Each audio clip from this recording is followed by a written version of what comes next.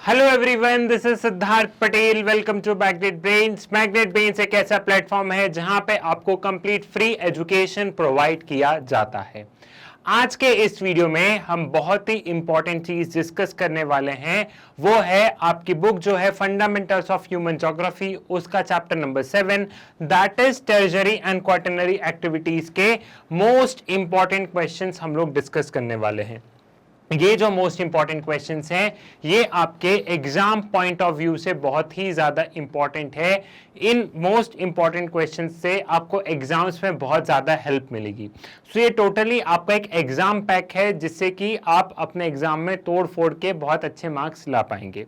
अगर आपने tertiary and quaternary activities का एक्सप्लेनेशन अच्छे से नहीं देखा है तो इस वीडियो के डिस्क्रिप्शन में क्या है, इस वीडियो के डिस्क्रिप्शन में टर्शरी एंड क्वाटरनरी एक्टिविटीज के वन शॉट रिवीजन की लिंक है।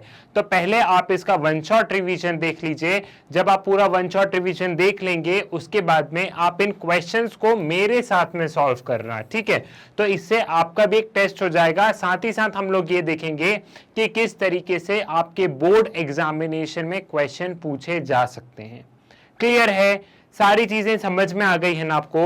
तो एक ब्रीफ डिस्कस कर लेते हैं कि क्वेश्चन किस तरीके से आएंगे, आपसे क्वेश्चन किस तरीके से पूछे जाएंगे, हम उसको थोड़ा सा यहाँ पे समझ लेते हैं। सबसे पहले very short answer type questions पूछे जाएंगे आपसे। एक क्वेश्चन 2 मार्क्स का होगा, ठीक है। देन सोर्स बेस्ड क्वेश्चन पूछे जाएंगे। सोर्स बेस्ड क्वेश्चन को हम लोग केस बेस्ड क्वेश्चन भी कह सकते हैं।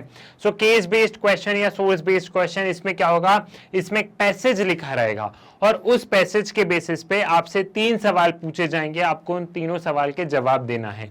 सो ये 3 मार्क्स का आएगा, ठीक है। 3 मार्क्स का ये होगा।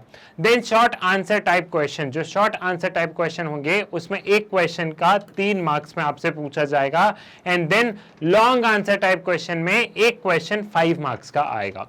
सो ये रहा आपके पूरे पेपर का फॉर्मेट कि किस हिसाब से आपसे क्वेश्चन पूछे जाएंगे। Very short answer type question, source based question, short answer type questions, long answer type question, ये तमाम चीजें आपसे पूछी जाएंगी। और इस वीडियो में हम इन तमाम चीजों के बारे में बात करेंगे। सबसे पहले तो हम 2-3 एमसीक्यू सॉल्व करेंगे। अब एमसीक्यू क्यों सॉल्व करेंगे भैया?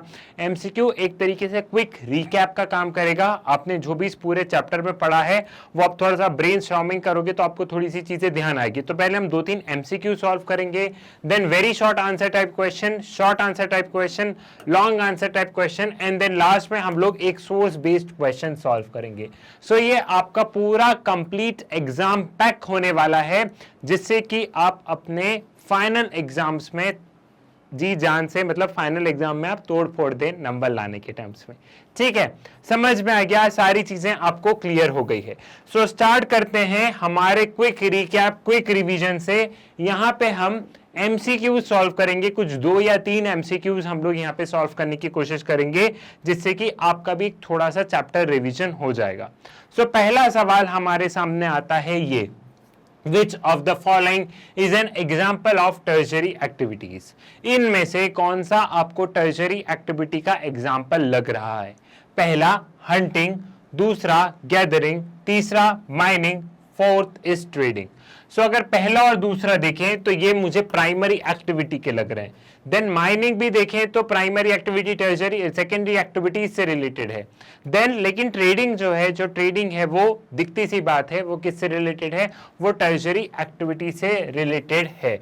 वो किससे रिलेटेड है? टर्शरी एक्टिविटी से। इसमें ज्यादा ब्रेनस्टॉर्मिंग करना है, इसमें ज्यादा दिमाग बचाने वाली बात नहीं है। सीधा ट्रेडिंग देख के ही आपको लग रहा है कि trading is related to tertiary activity. So the correct answer is option number D, ठीक है। Answer D is the correct answer, ठीक है। मैं यहाँ पे ज्यादा एक्सप्लेनेशन पार्ट में नहीं जाऊंगा। देखो कुछ चीजें तो मैं आपको समझाऊंगा ही, ऐसा नहीं है कि मैंने क्वेश्चन पढ़ दिया आंसर पढ़ दिया, ऐसा कुछ नहीं है। मैं आपको चीजें समझाऊंगा ही, लेकिन मैं फिर से बोलूंगा अगर आपको डिटेल एक्सप्लेनेशन देखना है तो टॉपिक वाइज एक्सप्लेनेशन भी मैग्नेट ब्रेन्स पर अवेलेबल है। वो आप मैग्नेट ब्रेन्स की वेबसाइट या मैग्नेट ब्रेन्स के ऐप से देख सकते हैं। और अगर आपको वन शॉट रिवीजन देखना है तो वो भी आप ऐप या वेबसाइट से देख लेंगे, नहीं तो इस वीडियो के डिस्क्रिप्शन में वन शॉट रिवीजन की लिंक होगी, आप उससे देख लीजिएगा, ठीक है। So the correct answer is answer number D, that is trading. Then next question, activities which involve collection, production and and dissemination of information are known by which name? Secondary activity, tertiary activity, quaternary activity and quinary activity. ये MCQ थोड़ा सा important और tricky है, ठीक है, मतलब कहा जाए तो मेरा फेवरेट एमसीक्यू हो सकता है, क्योंकि इसमें आपसे यहाँ पे पूछा गया है कि कौन सी एक्टिविटी जिसमें इंफॉर्मेशन को कलेक्ट करना, इंफॉर्मेशन को प्रोड्यूस करना, ठीक है, ये सारी चीजों से रिलेटेड है, तो वो सेकेंडरी एक्टिविटी तो होगी ही नहीं, देन टर्जरी एक्टिविटी भी नहीं होगी। अब आपका कंफ्यूजन थोड़ा सा कहां पे आएगा, आपका कंफ्यूजन आएगा क्वाटरनरी एक्टिविटी है या क्यूनरी एक्टिविटी है। देखो, जो क्यूनरी एक्टिविटी है ना, क्यूनरी एक्टिविटी किससे रिलेटेड है? क्यूनरी एक्टिविटी बेसिकली रिलेटेड है public policies practitioners, public policy practitioners, public policy practitioners plus जो गवर्नमेंट ऑफिशियल्स हैं उनसे रिलेटेड, गवर्नमेंट ऑफिशियल्स, जो टॉप गवर्नमेंट ऑफिशियल्स हैं, जो कि highest level of decision making, ठीक है, इसको और अच्छे से कहो तो मैं क्या लिखूंगा, highest level of decision making,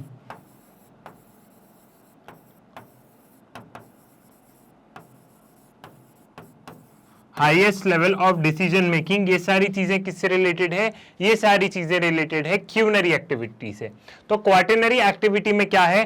quaternary activities में जो आप मैनेजर्स वगैरह देखते हो, जो रिसर्च का काम देखते हो, रिसर्च वाला काम, ठीक है, ये सारी चीजें किससे रिलेटेड है? ये सारी चीजें रिलेटेड है क्वाटरनरी एक्टिविटी से। सो अब यहां पे देखो, activities which involve collection, production and dissemination of information are known as, कि कुछ information collect करना, कुछ produce करना, फिर उसके बेसिस पे किसी conclusion निकालना, वो किससे related है? वो related है research वाले work से, and research is related to quaternary activity. So the correct answer is option number C, that is quaternary activity. ठीक है, तो correct answer क्या हुआ? Correct answer is option number C, that is quaternary activity. Clear है? ये वाली चीज आपको यहाँ पे समझ में आ गई है, ठीक। देन नेक्स्ट एमसीक्यू क्या बोल रहा है? Which of the following is not a quinary activity. अब यहाँ पे आपको ये जो शब्द होते हैं ना, नॉट, इन पे आपको फोकस करना है। Can not be, can be, ठीक है, नॉट, ये जो कुछ शब्द होते हैं इन पे आपको सबसे ज्यादा विशेष फोकस करना है। Which of the following is not a quinary activity? इनमें से कौन सी चीजें क्यूनरी एक्टिविटी की नहीं है? डिसीजन मेकर तो भैया क्यूनरी एक्टिविटी का है। क्यों है? क्योंकि हाईएस्ट लेवल जो डिसीजन बनाते हैं उनको हम क्यूनरी एक्टिविटी में डालते हैं। देन पॉलिसी मेकर भी इसमें है। देन कंसल्टेंट भी इसमें है। जो बिजनेस के जो टॉप एग्जीक्यूटिव होते हैं, जो कि डिसीजंस ले रहे हैं, ठीक है, या गवर्नमेंट के जो टॉप ऑफिशियल्स हैं, ब्यूरोक्रेट्स हैं, वो सारी चीजें इसमें। लेकिन जो इंश्योरेंस सुनना, insurance is a part of quaternary activity. Insurance quinary activity का पार्ट नहीं है। क्यूनरी एक्टिविटी में क्या होता है? क्यूनरी एक्टिविटी में सिर्फ कुछ लोग होते हैं जो हाईएस्ट डिसीजन मेकिंग पीपल होते हैं, जिनका बहुत ज्यादा इन्फ्लुएंस होता है, या तो पब्लिक पॉलिसी मेकर होते हैं, या बिजनेस के एकदम टॉप वाले जो लोग होते हैं वो होंगे, ठीक है। सो ये सारे लोग क्या है? ये सारे लोग क्यूनरी एक्टिविटी में आते हैं। बाकी जो थोड़ी सी कॉर्पोरेट लाइफ है, जो मैनेजर्स वगैरह हैं, like mutual funds manager, tax consultants, हमारे सीए वगैरह, ये सारी चीजें किससे रिलेटेड है? ये सारे लोग क्वाटरनरी एक्टिविटी से रिलेटेड है। तो जो इंश्योरेंस है, इंश्योरेंस क्यूनरी एक्टिविटी का पार्ट नहीं है। सो यहाँ पे हम करेक्ट आंसर क्या होगा? Correct answer is answer number B, ठीक है। The correct answer is answer number B. Clear है? आपको क्विक रिकैप यहाँ पे समझ में आया? क्विक रिकैप में हमने क्या देखा? क्विक रिकैप में आपकी थोड़ी सी ब्रेनस्टॉर्मिंग हो गई। आपने थोड़ा सा यहाँ पे चीजों को क्या किया? आपने थोड़ा सा यहाँ पे चीजों को समझा, चीजें हमने थोड़ी सी रिवाइज की, जो कि आपने पूरे अब तक पूरे चैप्टर में पढ़ा था, उसका कहीं ना कहीं रिवीजन हुआ है आपका। अब हम स्टार्ट करते हैं जो हमारा एकदम मोस्ट इंपॉर्टेंट पार्ट आ गया है, very short answer type questions, ठीक है। Very short answer type questions, ये थोड़ा सा इंपॉर्टेंट वाला पार्ट यहाँ पे आ गया है, और यहाँ से आपके एग्जाम्स में क्वेश्चन पूछे जाएंगे। तो अब अच्छे से पढ़िए, दिल थाम के पढ़िए। अब तक लेटे वेटे थे तो सीधे बैठ जाओ, ठीक है, और यहाँ पे अब क्वेश्चन को सॉल्व करो मेरे साथ में। सो स्टार्ट करते हैं। सबसे पहला सवाल, very short answer type question कितने मार्क्स का होगा?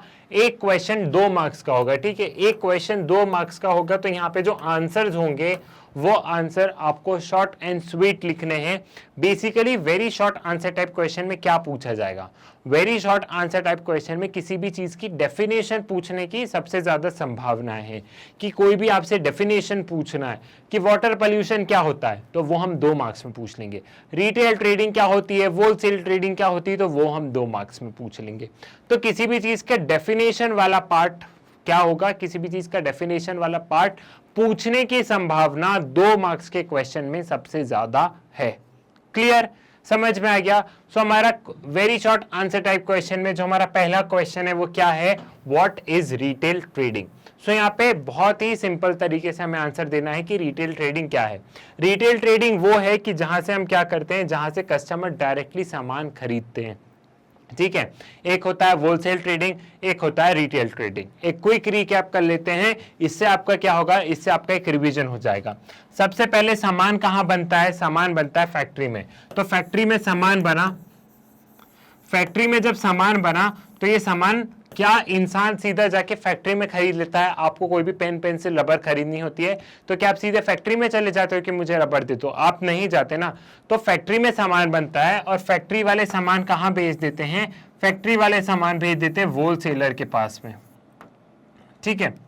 होलसेलर के पास में वो सामान, होलसेलर के पास में वो सामान भेज देते हैं। अब होलसेलर क्या होता है, होलसेलर एक बल्क में बहुत सारे सामान को स्टोर करता है। ये एक बहुत बड़ा बिजनेस जाइंट होता है, ठीक है।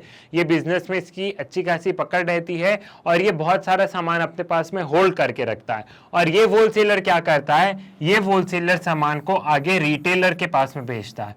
अब रिटेलर कौन होते हैं, रिटेलर वो होते हैं, आपने आपकी कॉलोनी में देखा होगा, आपकी कॉलोनी में एक स्टेशनरी की शॉप होगी, फिर 1-8 किलोमीटर आगे जाएंगे तो एक शॉप और होगी, फिर और 500 मीटर आगे जाएंगे तो एक शॉप और होगी।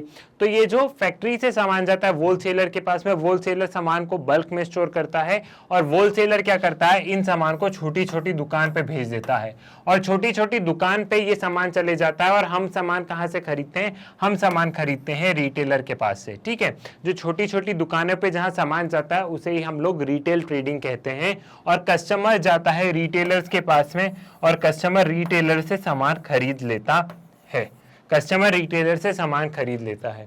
सो फैक्ट्री, होलसेलर, रिटेलर, कस्टमर, चीजें समझ में आई।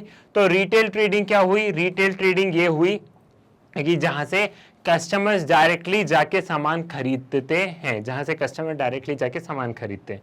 अब रिटेल ट्रेडिंग के भी दो प्रकार है, 2 पार्ट्स हैं। पहला हो गया फिक्स्ड और दूसरा हो गया non fixed, fixed and non fixed. Fixed में क्या है कि आपको पता है ये दुकान यहीं की यहीं पे है, मतलब जैसे आपकी जो स्टेशनरी की दुकान है वो सीधे जाके बाएं मुड़ो तो स्टेशनरी की दुकान आ जाएगी, तो वहीं पे रहेगी, सीधे जाके बाएं मुड़ो तो स्टेशनरी की दुकान आ जाएगी। लेकिन जो नॉन फिक्स्ड होते हैं, आपने देखा होगा कि साइकिल पे आते हैं ना, साइकिल पे कई सामान बेचने वाले आते हैं कि कुर्सी ले लो, टब ले लो, बाल्टी ले लो, या ठेले पे सामान लेके आते हैं, आपका सब्जी वाला वगैरह ये हुआ है। तो ये क्या हो रहा है, ये फिक्स नहीं है ना, वो ठेला एक जगह से दूसरी जगह पे मूव हो रहे हैं। तो कुछ रिटेल स्टोर एकदम फिक्स होते हैं और कुछ रिटेल स्टोर फिक्स नहीं होते हैं, वो नॉन फिक्स्ड होते हैं। सो आप यहाँ पे क्या करेंगे, आप लोग यहाँ पे रिटेल ट्रेडिंग की डेफिनेशन लिख देंगे एंड देन आप इसका एक बाइफरकेशन बता देंगे। आप इसका क्या करेंगे, आप इसका बाइफरकेशन बता देंगे, फिक्स्ड और नॉन फिक्स्ड का एक हल्का सा, ज्यादा डिटेल में एक पन्ना नहीं भरना है, 2 मार्क्स के अकॉर्डिंग ही आपको आंसर लिखना है। जितना मार्क्स है, जितने मार्क्स का क्वेश्चन है उसी हिसाब से आपको आंसर्स लिखना है। The business activity concerned with the sales of good directly to the consumer is known as retail activity। और यहाँ पे आप retail activity के दोनों उसका नाम लिख देना फ्लो चार्ट बना के। क्लियर है, 2 मार्क्स आपको मिल जाएंगे, ठीक, समझ में आ गया। सो ये वाला क्वेश्चन हो गया clear. Now right the meaning of digital divide. अब यहां से क्वेश्चन पूछा गया कि डिजिटल डिवाइड का मतलब लिखो। आप डिजिटल डिवाइड से क्या समझते हैं, अब वो बताइए। डिजिटल डिवाइड का मतलब क्या है कि किसी एक एरिया में तो टेक्नोलॉजी बहुत ज्यादा अच्छी है और किसी एक एरिया में technology, network connection, internet connectivity अच्छी नहीं है। तो क्या देखने को मिल रहा है, हमें देखने को मिल रहा है uneven distribution of technology, uneven distribution of internet, ठीक है।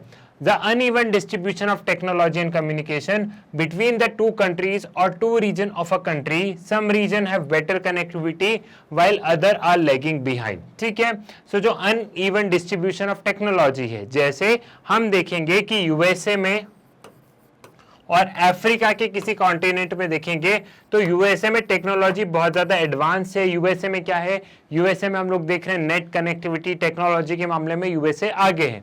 लेकिन वहीं अगर हम लोग अफ्रीका में जाएंगे तो अफ्रीका क्या है, अफ्रीका एक लीस्ट डेवलप कॉन्टिनेंट है, तो यहाँ पे टेक्नोलॉजी का अभाव है। तो हमने देखा अनइवन डिस्ट्रीब्यूशन है, या फिर ये तो हमने देखा कि ये जो अनइवन डिस्ट्रीब्यूशन है वो दो कंट्रीज में कैसे बताया गया, हमने वो देखा। लेकिन आप कोई एक कंट्री ले लो, जैसे इंडिया, तो इंडिया में अगर हम लोग देखें तो एक साइड मैंने ले लिया दिल्ली, बेंगलुरु, और एक साइड मैंने ले लिया north eastern state, north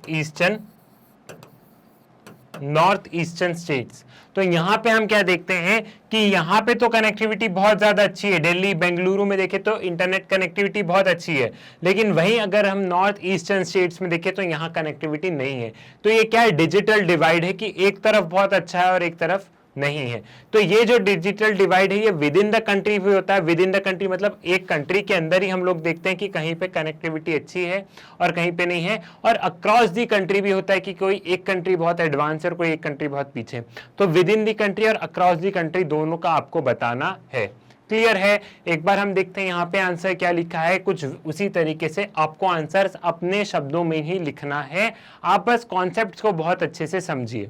The uneven distribution of technology and communication between two countries or two regions of a country some region have better connectivity while other are lagging behind। इसको हम क्या बोलेंगे, इसको हम बोलेंगे डिजिटल डिवाइड। क्लियर है, समझ में आ गया? Now explain any three characteristics of periodic market of rural areas, ठीक है, in the world। जो रूरल एरियाज है, जो explain three characteristics of periodic markets, ठीक है। ये जो पीरियोडिक मार्केट्स है इनकी तीन कैरेक्टरिस्टिक्स बताओ, जो कि गांव में जो हम देखते हैं ना, गांव में पीरियोडिक मार्केट लगते हैं, मैंने आपको बताया था, उसकी तीन कैरेक्टरिस्टिक्स बताओ। अब देखो यहाँ पे क्वेश्चन 2 मार्क्स का हुआ, जैसे यहाँ पे 3 लिखा है, लेकिन क्वेश्चन 2 मार्क्स का हुआ तो 2 आएगा, क्वेश्चन 3 मार्क्स का हुआ तो 3 आ जाएगा, और क्वेश्चन 5 मार्क्स का हुआ तो यहाँ पे 5 आ जाएगा। तो इस चीज के लिए आपको प्रिपेयर रहना है। 2, 3, 5 कितना भी आपसे यहाँ पे पूछा जा सकता है। तो यहाँ पे अब आपको क्या करना है, यहाँ पे अब आपको वही बात है कि क्वेश्चन कितने नंबर का है, उस हिसाब से आपको आंसर्स देने हैं, ठीक है। तो जो पीरियोडिक मार्केट है, पीरियोडिक मार्केट से आप क्या समझते हैं?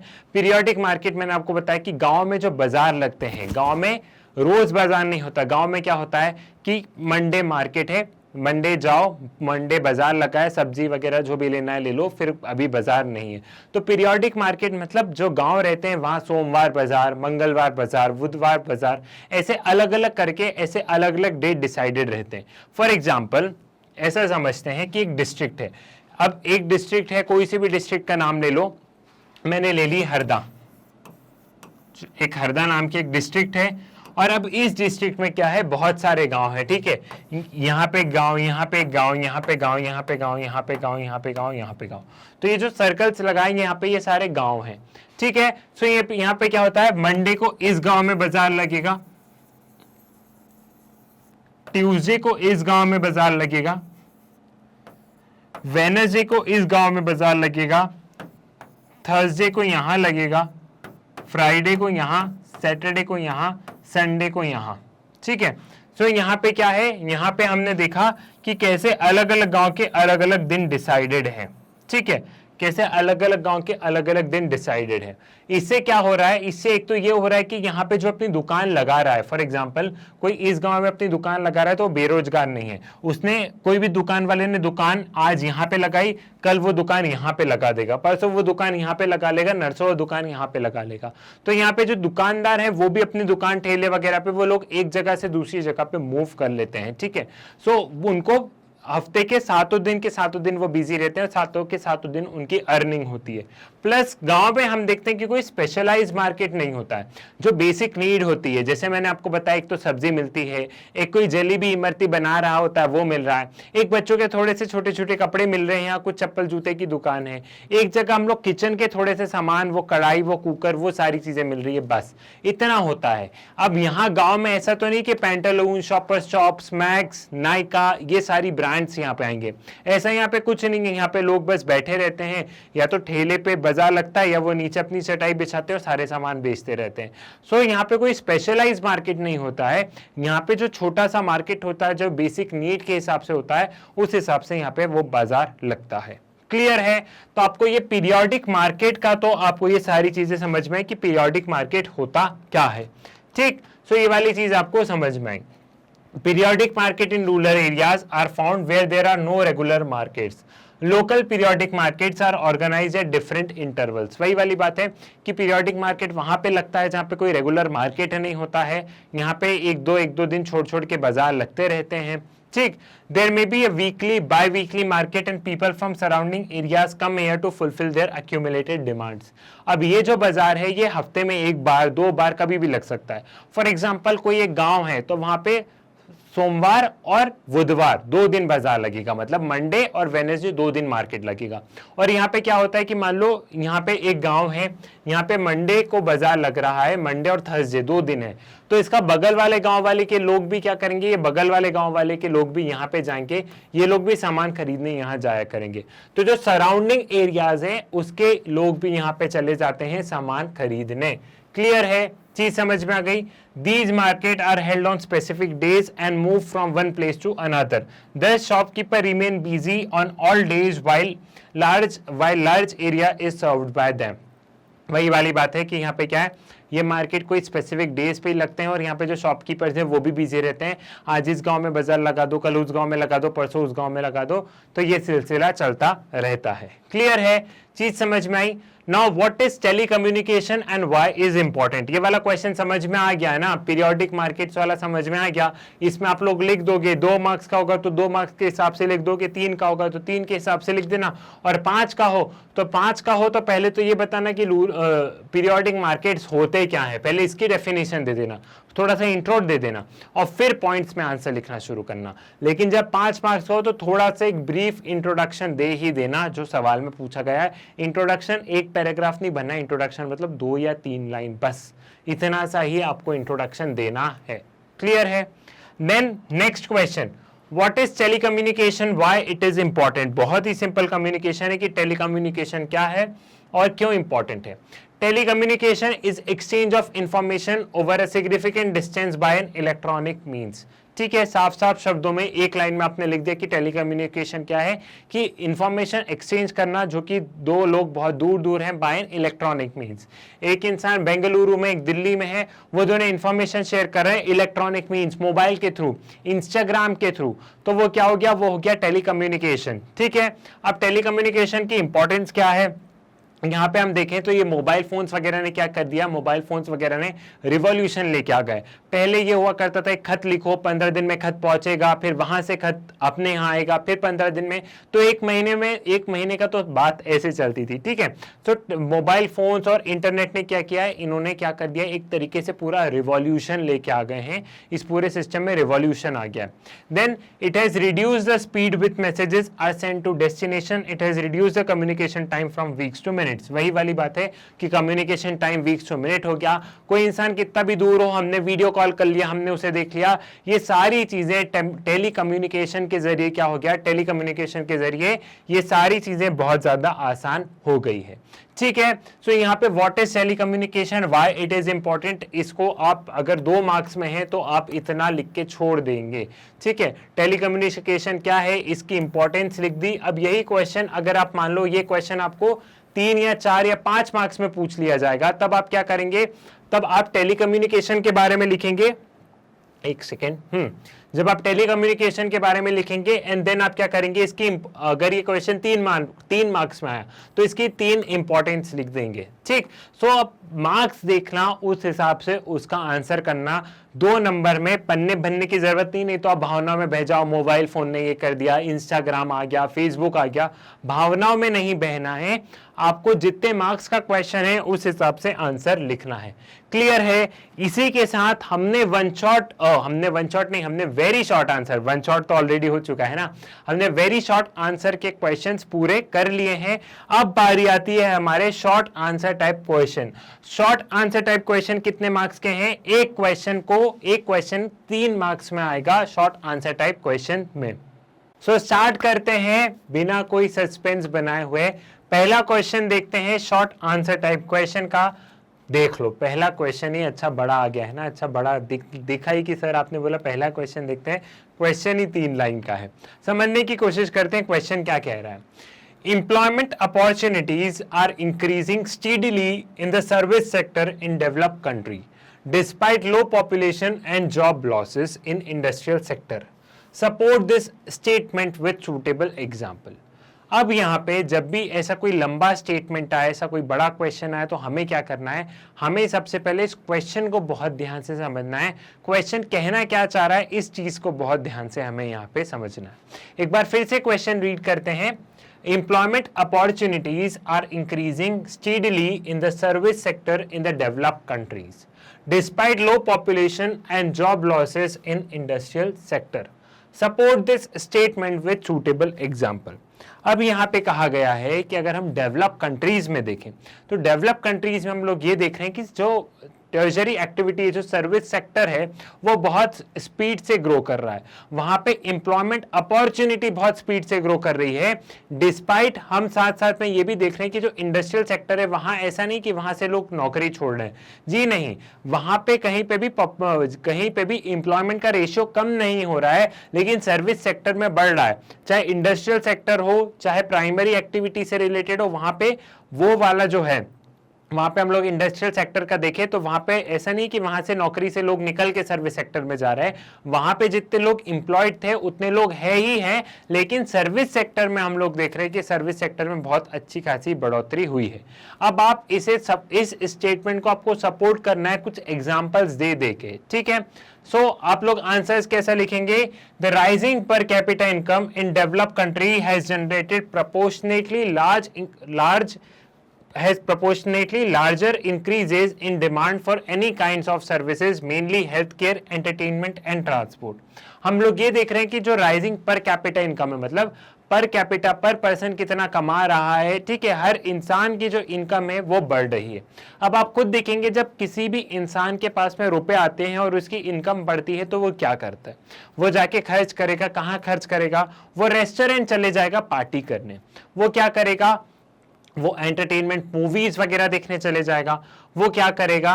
वो साथ ही साथ में हम लोग ये देखेंगे कि वो मूवी देखने चले जाएगा, वो हेल्थ केयर से रिलेटेड, ठीक है, वो हॉस्पिटल्स वगैरह में अपने इंश्योरेंस वगैरह लेने लग जाएगा। मतलब देखेंगे तो इंसान के पास रुपए आएगा तो वो रुपए वो अलग अलग जगह पे खर्च करेगा। रेस्टोरेंट में जाके हेल्थ केयर का इंश्योरेंस ले लो, कोई लाइफ इंश्योरेंस पॉलिसी ले लो, तो कहीं घूमने फिरने चले जाओ, टूरिज्म वाला कर लो। तो यहाँ पे हम देख रहे हैं कि एक्सपोनेंशियली हम देख रहे हैं कि डिमांड बढ़ रही है, सर्विस सेक्टर में डिमांड बढ़ रही है। अब ज्यादा से ज्यादा लोग इंश्योरेंस करवाएंगे तो इंश्योरेंस कंपनी में ज्यादा लोग लगेंगे ना, ज्यादा से ज्यादा लोग रेस्टोरेंट में जाएंगे तो और रेस्टोरेंट खुलना पड़ेगा और लोगों को नौकरी देना पड़ेगा। ज्यादा से ज्यादा लोग घूमने जाएंगे तो टूरिस्ट सेक्टर में और ज्यादा इंप्लॉयमेंट बढ़ेगा। सो यहाँ पे हम डेवलप कंट्रीज में देख रहे हैं कि इनकम लेवल बढ़ने से क्या हो रहा है, सर्विस सेक्टर बूम कर रहा है। The medical services as proportion to gross national product have increased steadily in Europe, North America, Australia and Japan. अब देखो, अगर आपको एक चीज बता दूं, आपको ये नहीं पता GNP क्या है, राइजिंग पर कैपिटा इनकम है, तो फिर आप इन शब्दों को लिखना अवॉइड करें। देखो, जो चीज हमें पता है वो लिखो। फालतू में सीन भरने की हमें कोई जरूरत है नहीं। अगर आपको ये सारी चीजें नहीं पता है तो आप क्या करेंगे, आप इन शब्द को इग्नोर कर देंगे। आप यहाँ पे लिख देंगे, आप इसको हटा दो, आप ये सब लिख देंगे कि मेडिकल सर्विसेज है। वो मेडिकल सर्विसेज क्या हो रही है, मेडिकल सर्विसेज बढ़ रही, चाहे यूरोप में देखो, अमेरिका में देखो, ऑस्ट्रेलिया में देखो, जापान में देखो। यहाँ पे हम देख रहे हैं कि एक एजेड पॉपुलेशन है, demand for medical care is higher from aged population. जो एजेड पॉपुलेशन है वहां पे भी क्या हो रहा है, वहां पे भी मेडिकल डिमांड बहुत ज्यादा बढ़ रही है, तो अल्टीमेटली एम्प्लॉयमेंट लोगों को प्रोवाइड कर रही है। The manufacturing also require administrative setup to collect and process information and make strategic decision. Even जो हम लोग मैन्युफैक्चरिंग यूनिट देखते हैं उनमें भी हम लोग देखते हैं कि एक एडमिनिस्ट्रेटिव सेटअप होता है। उस एडमिनिस्ट्रेटिव सेटअप में क्या हो रहा है, कोई इंफॉर्मेशन कलेक्ट कर रहा है, कोई इंफॉर्मेशन दे रहा है, कुछ डिसीजंस बना रहे हैं। तो मैन्युफैक्चरिंग के अंदर भी हम लोग देखते हैं कि कहीं ना कहीं टर्जरी एक्टिविटी घुसी होती है। एक काम ये हो रहा है कि फैक्ट्री में गुड्स बन रहे हैं, लेकिन वो फैक्ट्री में गुड्स बन रहे हैं लेकिन उसके बैक एंड पे एक टीम काम कर रही है जो डेटा कलेक्ट कर रही है, जो कि रिसर्च में लगी है कि अच्छा ये प्रोडक्ट ऐसा चलेगा, इस प्रोडक्ट की ऐसे मार्केटिंग करना है, इस प्रोडक्ट का ऐसे सेल्स करना है। तो मैन्युफैक्चरिंग जैसे ग्रो हो रही है वैसे उसकी मार्केटिंग, उसकी सेल्स, उस प्रोडक्ट पे और रिसर्च करना, उस प्रोडक्ट का कोई कॉम्पिटिटर तो नहीं आया है, ये सारी रिसर्च करने के लिए भी एक टीम लग रही है। तो यहाँ पे भी क्या हो रहा है, यहाँ पे भी अच्छा खासा रोजगार बढ़ रहा है। तो ऐसे करके आप कुछ 3-4 पॉइंट्स लिख देंगे जैसे जो मैंने अभी आपको बताया है, ठीक है। अब ये क्वेश्चन मैंने देखो यहाँ पे क्यों दिया था, ये क्वेश्चन मैंने इसलिए दिया था क्योंकि ये हॉट्स क्वेश्चन है। HOTS question in the sense higher order thinking skills question है ये। यहाँ पे आपको एक आध क्वेश्चन, 1-2 क्वेश्चन तो आप लिख के रख लो, आपके एग्जाम में ऐसा फंसेगा ही जहां से आपको ऐसा कुछ स्टेटमेंट दे दिया जाएगा और जहां पे आपको थोड़ा सा ब्रेनस्टॉर्मिंग करना होगा। हर क्वेश्चन सिंपल सा नहीं पूछ सकते ना कि रिटेल ट्रेडिंग क्या है, होलसेलर ट्रेडिंग क्या है। सिंपल हम आपसे हर क्वेश्चन थोड़ा ना पूछेंगे, आपसे कोई ना कोई क्वेश्चन ट्विस्ट करके भी पूछा जाएगा। क्लियर है, समझ में आ गया। इसका स्क्रीनशॉट लेना है, इसको रीड करना है तो कर लो, फिर हम आगे बढ़ते हैं, ठीक है। क्लियर हुआ, ये वाली चीज आपको यहाँ पे समझ में आ गई। देन नेक्स्ट क्वेश्चन क्या बोल रहा है, नेक्स्ट क्वेश्चन यहाँ पे बोल रहा है how do quaternary services different from tertiary activity, explain with suitable example. How do quaternary services different from tertiary activity, explain with suitable example. ठीक है, सो यहाँ पे हमको ये बताना है कि क्वेटरनरी सर्विसेज क्या होती है और टर्जरी एक्टिविटीज क्या होती है, इन दोनों का डिफरेंस बताना है। तो इन दोनों के डिफरेंस में आप ये बताएंगे, सबसे पहले आप टर्जरी एक्टिविटी में बताएंगे कि सारी एक्टिविटीज नेचुरल रिसोर्सेज के सारी एक्टिविटीज नेचुरल रिसोर्सेज के इर्द गिर्द घूम रही है, जैसे प्राइमरी हो, सेकेंडरी हो। टर्जरी एक्टिविटी भी क्या कर रही है कि प्राइमरी और सेकेंडरी को जोड़ने का एक ब्रिज क्रिएट कर रही है। ये जो दोनों सेक्टर है, प्राइमरी और सेकेंडरी सेक्टर, वो टर्जरी एक्टिविटी पे डिपेंडेंट है। जैसे कि वो खेत से सामान कहाँ तक लेके जाना, खेत से सामान उस मैन्युफैक्चरिंग प्लांट तक लेके जाना, तो हमने ट्रक में सामान रखा, तो वो transportation is related to tertiary activity. फिर फैक्ट्री से वो सामान होलसेलर के पास में लेके जाना, so again transportation, that is related to tertiary activity. फिर आप यहाँ पे ऐसा लिखेंगे कि हम टर्जरी एक्टिविटी में मैन पावर एक बहुत इंपॉर्टेंट रोल प्ले करता है। लोग अपना काम करते हैं और हम उन्हें बदले में क्या करते हैं, हम उन्हें बदले में पे करते हैं।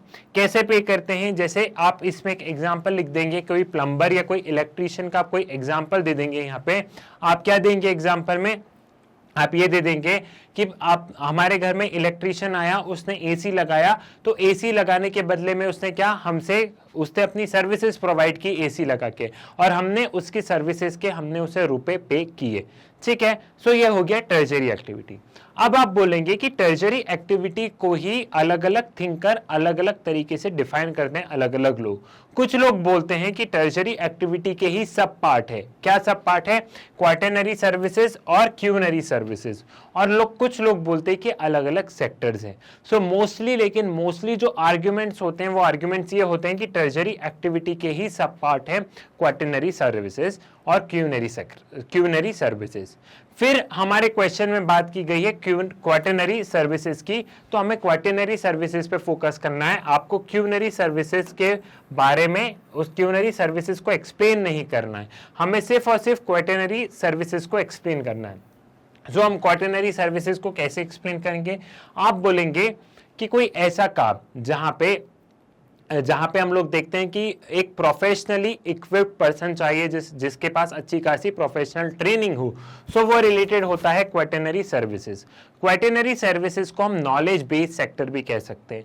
इसका आप एग्जांपल लिखेंगे जैसे म्यूचुअल फंड मैनेजर हो गया, जैसे टैक्स कंसल्टेंट हो गया, जैसे कोई मैनेजर हो गया, या कोई वो काम जिसमें रिसर्च ओरिएंटेड काम हो, जिसमें इंफॉर्मेशन का अच्छा खासा रिसर्च वाला करना होगा, तो वो क्वेटरनरी सर्विसेज होगा। यहाँ पे बेसिकली नॉलेज बेस्ड काम होता है। आपने एग्जांपल लिख दिया म्यूचुअल फंड मैनेजर वगैरह, ये सारी चीजें लिख दी। तो ये करके आप क्या करेंगे, ये करके आप इन दोनों का आप लोग डिफरेंस लिख देंगे। साथ ही साथ जैसे आपने अभी एग्जांपल दे दिया, यहाँ पे प्लम्बर वगैरह का दे दिया, यहाँ पे आपने सीए वगैरह का दे दिया, तो आपने यहाँ पे एग्जांपल्स भी दे दिए। तो कुछ इस तरीके से आप अपने पूरे आंसर को यहाँ पे इस तरीके से लिखेंगे। अब सेम इस क्वेश्चन में अगर ऐड कर ले कि क्यूनरी सर्विसेज को भी एक्सप्लेन करो, तो आप क्यूनरी सर्विसेज का एक अलग से पैरा बना के क्यूनरी सर्विसेज के बारे में लिख देंगे कि यहाँ पे जो हाईएस्ट पॉलिसी मेकर्स होते हैं, हाईएस्ट ब्यूरोक्रेट्स होते हैं, जो हाईएस्ट लेवल पे जो डिसीजन लेते हैं, वो आते हैं क्यूनरी सर्विसेज में। क्लियर है, समझ में आ गया? तो इस तरीके से आप इनका आंसर लिख देंगे। एक चीज आपको ध्यान रखनी है, बहुत इंपॉर्टेंट है, गार्ड बांध के रख लो। क्वाटरनरी सर्विसेज, क्यूनरी सर्विसेज और टर्जरी एक्टिविटी में क्या डिफरेंस है, ये क्वेश्चन आना ही आना है। एक बार के लिए हो सकता है टर्जरी एक्टिविटी क्या है, टर्जरी एक्टिविटी का नहीं पूछे, लेकिन क्वाटरनरी और क्यूनरी एक्टिविटीज क्या होती है, क्वाटरनरी या क्यूनरी सेक्टर क्या होता है, इस पे आपको सवाल जरूर आएगा। तो क्वाटरनरी और क्यूनरी वाली चीज को आप जरूर प्रिपेयर करके जाए, इससे आपको सवाल आना ही है। आप गारंटी ले लो, यहां से सवाल आएगा ही आएगा, क्योंकि ये इस चैप्टर की मोस्ट इंपॉर्टेंट थिंग है। ठीक, क्लियर हुआ? Then next, explain primary, secondary and tertiary activities of humans with suitable example। ये क्वेश्चन भी संभव है कि आप प्राइमरी एक्टिविटी, सेकेंडरी एक्टिविटी और टर्शरी एक्टिविटी को समझाओ। ठीक है, तो इसमें आप क्या करेंगे सॉरी, इसमें आप लोग क्या करेंगे, इसमें आप इन तीनों सेक्टर को समझा देंगे। तीनों सेक्टर के आप मस्त डेफिनेशन लिख के और सारी चीजें आप बता देंगे। ठीक है, यहां पे हम देखते हैं प्राइमरी एक्टिविटी क्या है। Primary activities are associated directly with land and water such as farming, rearing of cattle, hunting, fishing and mining. ठीक है, यहां पे हम लोग क्या देखेंगे, यहां पे हम लोग ये देखते हैं कि प्राइमरी एक्टिविटीज जो होती है वो क्या होती है, डायरेक्टली नेचुरल रिसोर्सेज पे डिपेंडेंट होती हैं। नेचुरल रिसोर्सेज पे डायरेक्टली प्राइमरी एक्टिविटी डिपेंडेंट होती है। ठीक है, सेकेंडरी एक्टिविटीज क्या होती है, सेकेंडरी एक्टिविटी होती है कि जब प्राइमरी प्रोडक्ट को हम लोग कन्वर्ट करते हैं और एक नया प्रोडक्ट बना देते हैं। फॉर एग्जांपल, जैसे यहाँ पे क्या है, प्राइमरी एक्टिविटी में गेहूं हमने खेत में लगाया, अब हमने उस प्राइमरी प्रोडक्ट को कोई सेकेंडरी प्रोडक्ट में या कोई दूसरे प्रोडक्ट में कन्वर्ट कर दिया। वो गेहूं को हम कहाँ लेके के चले गए, वो गेहूं को हम लेके चले गए कहाँ पे, हम एक फैक्ट्री में लेके चले गए और उस गेहूं से हमने बिस्किट बना दिया। सो इसमें हमने क्या किया, इसमें हमने एक नया प्रोडक्ट ही बना दिया, तो वो हो गई सेकेंडरी एक्टिविटी। अब टर्शरी एक्टिविटी क्या है, these activities are concern with intangible output, these include a diversity of services ranging of that technician, plumber etcetera. Tertiary activities are not involved in material production. These can be measured only indirectly in terms of wages and salary। अब टर्जरी activity में ऐसा नहीं हो रहा है कि हमें कुछ दिख रहा है। जैसे प्राइमरी एक्टिविटी में तो गेहूं लगे तो आपने उसको टच किया, आपने उसको फील किया, यहाँ पे उसके बिस्किट बने तो आपने उसको टच किया, आपने उसको फील किया। लेकिन टर्जरी एक्टिविटी में क्या हो रहा है कि आप कोई सर्विसेज लोगों से मांग कर रहे हो और बदले में आप उसे पे कर रहे हो उनकी सर्विसेज के बदले, कि भाई तूने एसी लगा दिया, अब ले तो रुपए ले ले, तूने एसी लगाया। तो एसी बना किसी मैन्युफैक्चरिंग यूनिट प्लांट में, वहां से एसी आया, एसी वाले ने एसी लगाया। तो बेसिकली जो टर्जरी एक्टिविटीज है, इसमें लोग आपको सर्विसेज प्रोवाइड करते हैं, बदले में आप उसे रुपए देते हैं, कि वो कचरा लेने आ रहा है तो उसको बदले में मुझे रुपए देना है। ठीक है, तो यहां मैन पावर का बहुत ज्यादा इंपॉर्टेंट रोल प्ले करता है। ठीक, सारी चीजें क्लियर हो गई, सारी चीजें आपको यहाँ पे समझ में आ गई। प्राइमरी, सेकेंडरी एंड टर्जरी एक्टिविटी, ये वाली चीज आपको यहाँ पे क्लियर हो गई है। ये तीनों चीज आपको यहाँ पे समझ में आ गई है। एक बार आप इसको रीड करना चाहते तो रीड कर लीजिए, देन हम यहाँ से क्या करेंगे, देन हम यहाँ से आगे बढ़ेंगे। तो ये वाला क्वेश्चन हो गया ना आप लोगों को क्लियर, आप आंसर लिख लोगे। ये क्वेश्चन देखो थोड़ा सा इंपॉर्टेंट है, थोड़ा सा व्यवस्थित तरीके से आपको अच्छे से लिखना है। ठीक है, वो वाली चीज आपको समझ में हो गई, लेकिन वो इंपॉर्टेंट था। ठीक है, ये वाला जो क्वेश्चन है ये हमारे लिए थोड़ा सा इंपॉर्टेंट वाला है, तो आप इस चीज को थोड़ा सा अच्छे से कर लेना। ठीक, नेक्स्ट क्वेश्चन की तरफ बढ़े। नेक्स्ट क्वेश्चन हमारा क्या कह रहा है, distinguish between urban and rural marketing centre. अब आपको गांव का बाजार और शहर का बाजार कैसा होता है, इसके बीच में आपको डिफरेंशिएट करना है। बहुत ही सिंपल क्वेश्चन है, तो आप बॉक्स बनाएंगे और बॉक्स के थ्रू आप इसे इस तरीके से डिफरेंशिएट कर देंगे। कोई भी 3 पॉइंट लिख देना, 3 मार्क का है, कोई भी 3-3 पॉइंट लिख देना, इधर 3 पॉइंट इधर 3 पॉइंट, आपको मार्क्स मिल जाएंगे। पॉइंट व्यवस्थित वाले लिखना, इंपॉर्टेंट पॉइंट लिखना। जैसे urban marketing centre, urban marketing centre have more widely specialised urban services, rural marketing centres cater only to a nearby settlement. अब देखो अर्बन मार्केटिंग सेंटर में क्या है, बहुत सारी स्पेशलाइज्ड सर्विसेज है, अलग अलग ब्रांच है। ठीक, सॉरी, अलग अलग ब्रांड्स हैं। ठीक, ये सारी चीजें हमें देखने को मिलेगा। लेकिन जो गांव का बाजार है वहां पे क्या होता है, मतलब वहां पे कुछ छोटी छोटी सर्विसेज ही होती है और आसपास के लोग आ जाते, बस अगल बगल वाले गांव वाले लोग आ जाते। लेकिन शहर से तो बहुत दूर दूर से लोग आते हैं कि उस मॉल जाना है, वहां पे ये करना है, ये तमाम चीजें होती है। अर्बन मार्केटिंग सेंटर में आप एक मॉल को इमेजिन कर लेना, और यहाँ पे आप जो एक सब्जी मार्केट जो लगता है, एक वीकली मार्केट आपके शहर में भी लगता होगा, अगर कोई गांव में नहीं गया है तो मैं उसका बता रहा हूँ, उसको आप थोड़ा सा इमेजिन कर लेना। ठीक है, क्लियर हुआ। अब मॉल को इमेजिन करोगे ना, तो अर्बन मार्केटिंग सेंटर में आप भर भर के पॉइंट लिख दोगे, और उसी के जस्ट अपोजिट पॉइंट आप इस वाले सेक्शन में लिखते जाना, जो विलेज मार्केटिंग, जो विलेज में मार्केटिंग सेंटर होते हैं वो वाले पॉइंट लिखते चले जाना। ठीक है, क्लियर हुआ। These provide specialized goods and services required by urban customers. They serve as a trading center of the rudimentary type. ये क्या है, ये कुछ specialized goods वगैरह कि यहाँ पे कपड़े मिल रहे हैं, यहाँ पे शूज, बाटा, स्केचर्स, नाइकी, ये तमाम तरीके की चीजें कस्टमर के टेस्ट के अकॉर्डिंग, जैसा एक अर्बन मिडिल क्लास फैमिली को लगता है उस हिसाब से वहां पे सारी चीजें होती है।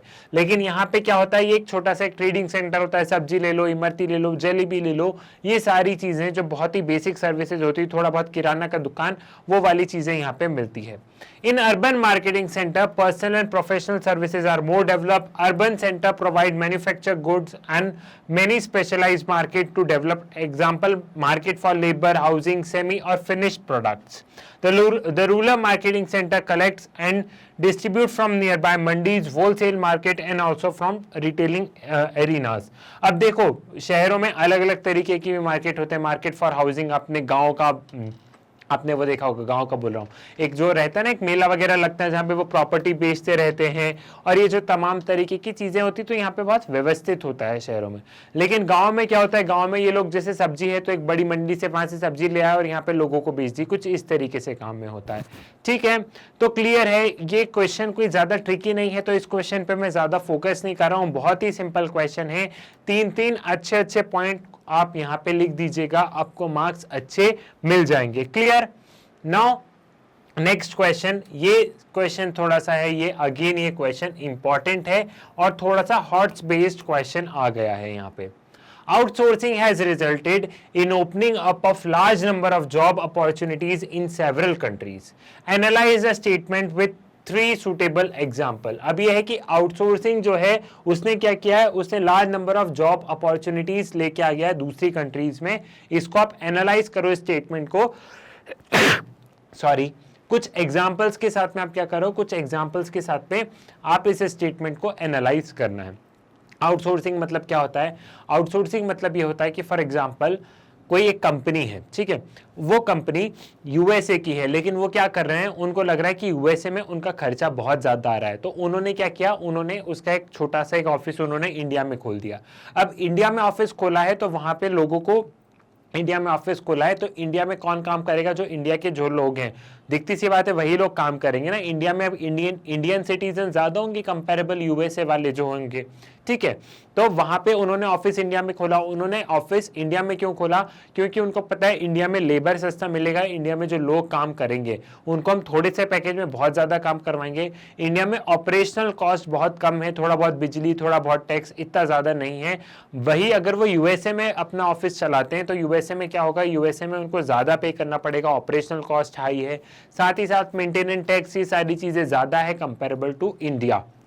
तो इसलिए क्या होता है, जो बड़ी बड़ी कंपनीज होती है वो इन डेवलपिंग कंट्रीज में अपने आउटलेट्स, इनमें अपने ऑफिसेज ओपन अप कर देती है, क्योंकि वहां पे ऑपरेशनल कॉस्ट कम होती है, पूरा उस ऑफिस को चलाने की कॉस्ट कम होती है। एंड अल्टीमेटली कोई भी बिजनेस का मेन एम क्या होता है, कोई भी बिजनेस का मेन एम ये होता है टू मैक्सिमाइज द प्रॉफिट, ज्यादा से ज्यादा प्रॉफिट कमाओ। अब यूएसए में वही अगर ऑफिस चलेगा तो प्रॉफिट होगा लेकिन कम होगा, लेकिन इंडिया में कम रुपए में काम हो जा रहा है ना, तो प्रॉफिट ज्यादा होगा। तो ज्यादा से ज्यादा प्रॉफिट बनाओ, ये कोई भी बिजनेस का पार्ट रहता है। तो इस चीज को हम क्या बोलते हैं, इस चीज को हम आउटसोर्सिंग बोलते हैं, कि कोई एक कंपनी अपना एक आध ऑफिस कोई डेवलपिंग कंट्रीज में खोल लेती है और वहां से काम करती है, वहां से ऑपरेट करती है। तो ये हो गया आउटसोर्सिंग। ठीक है, समझ में आ गया। अब हम इस आंसर को डील करते हैं, आपको कि क्या लिखना है इसे हम समझने की कोशिश करते हैं। Outsourcing has resulted in opening of large number of call centers in India, China, Eastern Europe, Israel, Philippines and has created new jobs in these countries. Outsourcing में क्या हो रहा है, एक तो जॉब अपॉर्चुनिटी बढ़ रही है।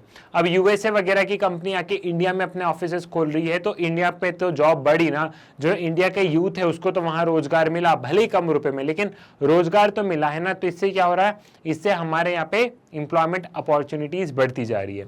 It employs IT staff with good communication skill, which is available in developing countries at lower wages as compared to developed countries. ये बेसिकली जो IT कंपनीज होती है वो होती है अधिकतर बोला मैंने, कुछ दूसरी भी होती है, लेकिन जो बेसिकली जो IT कंपनीज होती है ये क्या करती है, ये वहां पे अपना ऑफिस सेटअप कर देती है। आईटी से बहुत ज्यादा लोग वैसे भी पढ़े हुए ही हैं, मतलब इंजीनियर बहुत सारे लोग हैं, ये वहां पे काम कर लेते हैं, कम पैकेज में काम हो जाता है। ठीक। Data processing is another IT related service that employ large number of people in Asian country. Data processing भी जो है वहां पे भी बहुत ज्यादा लोग एम्प्लॉयड है। तो यहाँ पे कुछ डेटा प्रोसेसिंग, आईटी, ये सारी चीजें आपको लिखना है। आउटसोर्सिंग क्या होता है वो लिखना है। आउटसोर्सिंग ने किस तरीके से फायदेमंद हुआ इंडिया के लिए वो आपको लिखना है। साथ ही साथ आप इसमें एक और पॉइंट ये ऐड कर सकते हैं, हम ये भी पॉइंट, आप क्वेश्चन देखो कैसे भी आ सकता है, आउटसोर्सिंग पे भी क्वेश्चन आना तय है, तो आउटसोर्सिंग पे बहुत अच्छे से आपको प्रिपेयर करना है। ठीक है, तो अब क्वेश्चन अगर कुछ दूसरी तरीके से आया तो आप इसमें एक पॉइंट और ये ऐड ऑन कर देंगे। क्या ऐड ऑन करेंगे कि आउटसोर्सिंग की वजह से ये जो मेन जो ये डेवलप कंट्रीज है लाइक यूएसए, यूरोप, यहाँ पे बहुत ज्यादा प्रोटेस्ट होने लग गए हैं यूरोपियन कंट्रीज में। क्यों? क्योंकि ये लोग अपना ऑफिसेज इन डेवलपिंग कंट्रीज में शिफ्ट कर देते हैं, तो इनकी जो जॉब अपॉर्चुनिटीज रहती है वो कम हो जाती है। तो यहाँ पे आपको प्रोटेस्ट देखने को भी मिलते हैं।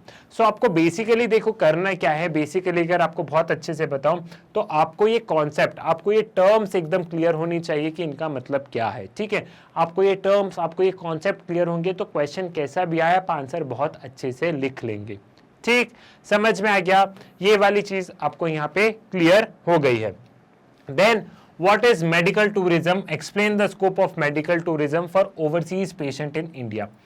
ठीक है, यहाँ पे क्या बताना, मेडिकल टूरिज्म क्या है, and explain the scope of medical services for overseas patient in India. India में क्या स्कोप है, ये जो मेडिकल टूरिज्म है इसका हमें ये भी बताना है।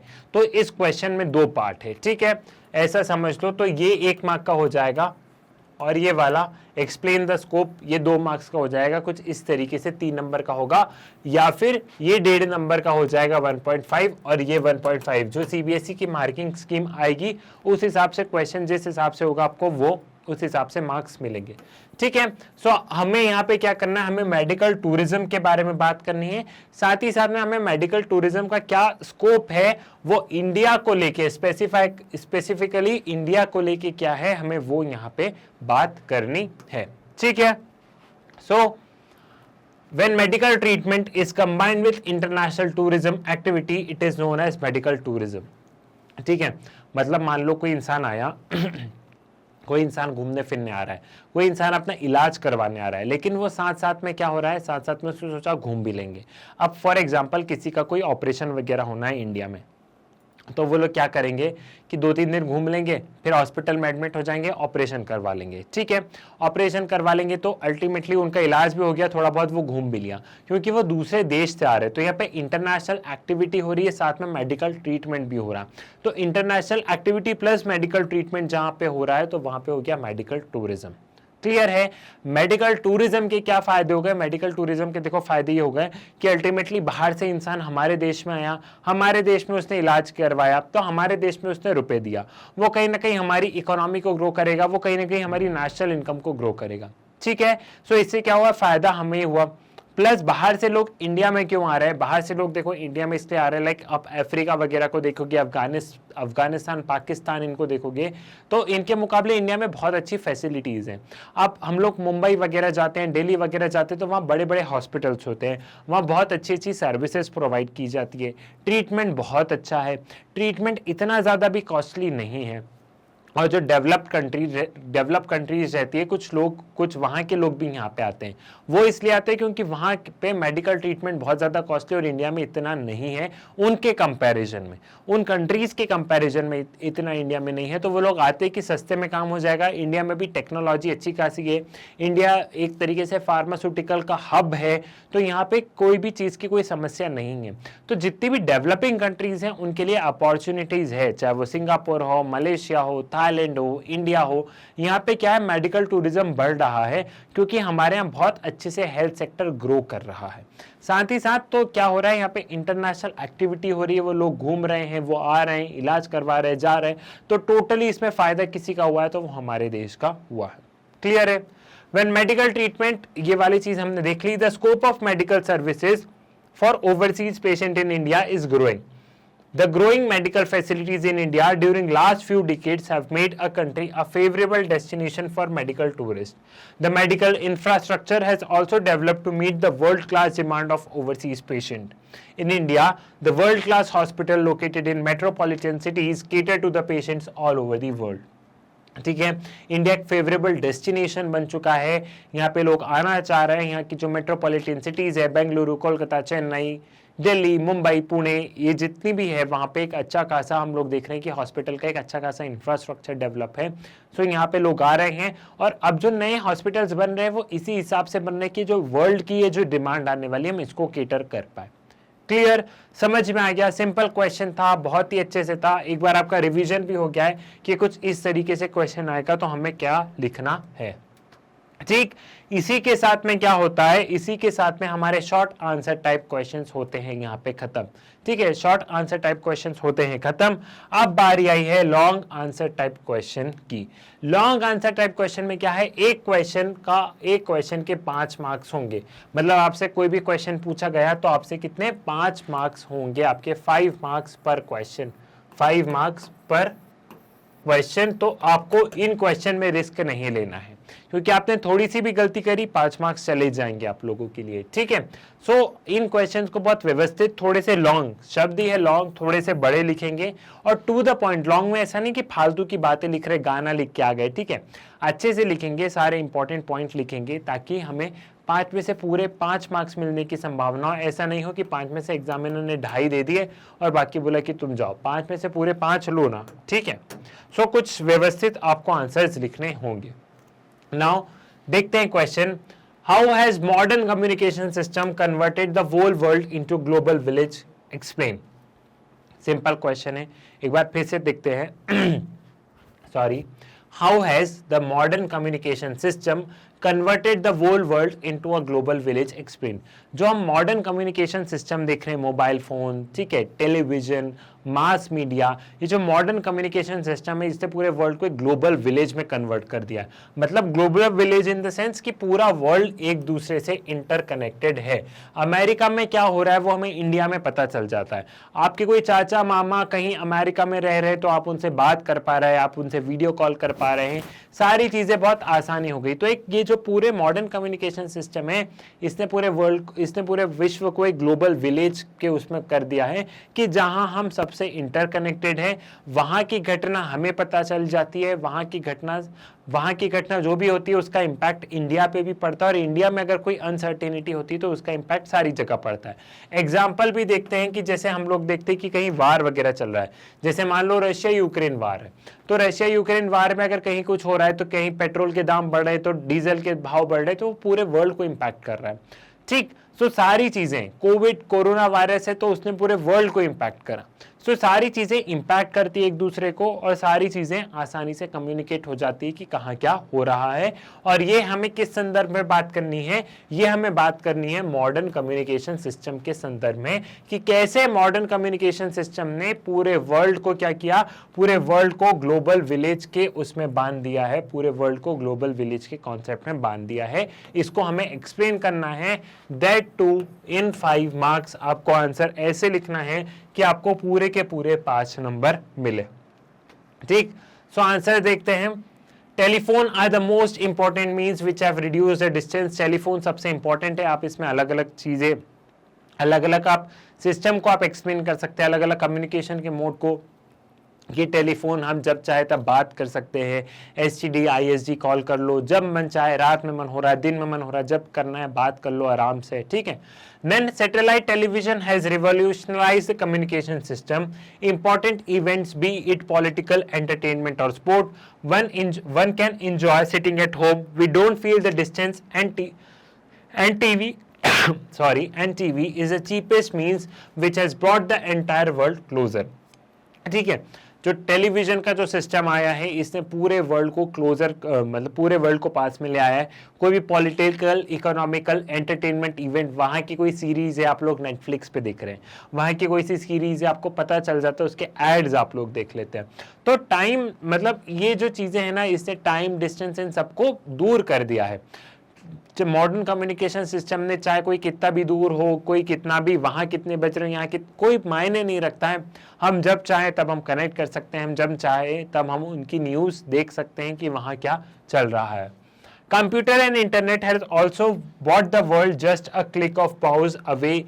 Email facilities available on the computer enable us to talk, to get informed about our near and dear ones. These days all the business work is done on the emails. ठीक है, internet आ गया, computer, laptop, इन्होंने काम और आसान कर दिया। In fact internet ने ही सबसे ज़्यादा काम आसान कर दिया है। लोग आज इंडिया में बैठ के अमेरिका की फर्म में काम कर रहे हैं, वर्क फ्रॉम होम सिस्टम में। आजकल तो ऐसे स्टार्ट भी हो गया है कि आपको नहीं आना पड़ेगा, आप कर लो। पढ़ाई ऑनलाइन हो जा रही है, ईमेल्स के जरिए काम हो रहे हैं। इंटरनेट ने सारी चीज़ें बहुत आसान कर दी है। गूगल, इंस्टाग्राम, फेसबुक, तमाम तरीके की चीज़ आ गई है जिन्होंने पूरे वर्ल्ड को इंटरकनेक्ट कर दिया है और पूरे वर्ल्ड को ग्लोबल विलेज बना दिया है। क्लियर है? मुझे इतना विश्वास है कि आंसर आप बहुत अच्छे से लिख लोगे। क्वेश्चन सिंपल है, सारी चीज़ें आपने प्रैक्टिकल लाइफ में देखी है, तो आंसर लिखने में आपको ज़्यादा समस्या नहीं जाएगी। आप बहुत ही व्यवस्थित तरीके से बहुत ही खूबसूरत आंसर आप लोग लिख लेंगे। नेक्स्ट क्वेश्चन के टूवर्ड्स बढ़े। ठीक है, नेक्स्ट क्वेश्चन, ये वाला क्वेश्चन हो क्या, define quinary activity, right down its main feature. जो क्यूनरी एक्टिविटी क्या है, क्यूनरी एक्टिविटी देखे जाए तो highest level of the activity है, जो यहाँ पे जो टॉप लेवल के जो लोग होते हैं, टॉप लेवल के लोग इन द सेंस कैसे, टॉप लेवल के लोग जो कहेंगे हम लोग, चाहे पॉलिसी मेकर्स हो, चाहे ब्यूरोक्रेट्स, जो गवर्नमेंट ऑफिशियल्स हो, जो ऊपर से बैठ के डिसीजन ले रहे हैं, highest level of decision making groups जो होता है वो आता है क्यूनरी एक्टिविटी में। ये लोग डिसीजंस ले रहे हैं और क्यूनरी एक्टिविटी में बहुत कम लोग एम्प्लॉयड होते हैं, बहुत कम, मतलब क्योंकि ये हाईएस्ट लेवल पोजीशंस होती है, highest level